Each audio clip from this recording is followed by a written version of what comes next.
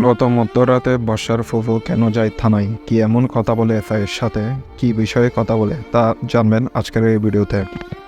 বর্ষা মূলত যেহেতু জুবায়েদকে হত্যা করেছে সেজন্য তাকে অ্যারেস্ট করা হয় এবং একই সাথে তার দলবলকেও অ্যারেস্ট করা হয়।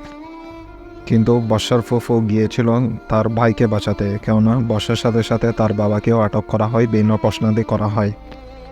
কিন্তু বর্ষার ফুফু সেখানে যেয়ে দোষ স্বীকার করেন যে তার ভাগ্নে এমন কাজ এর আগেও করেছে, কিন্তু তা হত্যাকাণ্ডের পর্যায়েও যায়নি।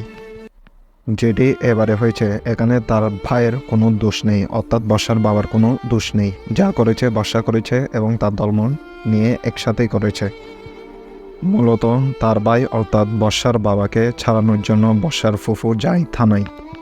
পুলিশকে বোঝানোর চেষ্টা করে বর্ষার বাবার এখানে কোনো দোষ নেই, যা করেছে এই বর্ষাই করেছে, কেননা সে আগে থেকে দুষ্ট প্রকৃতির ছিল, কিন্তু এরকম হত্যাকাণ্ড করবে তা আগে কখনো কেউ ভাবেনি।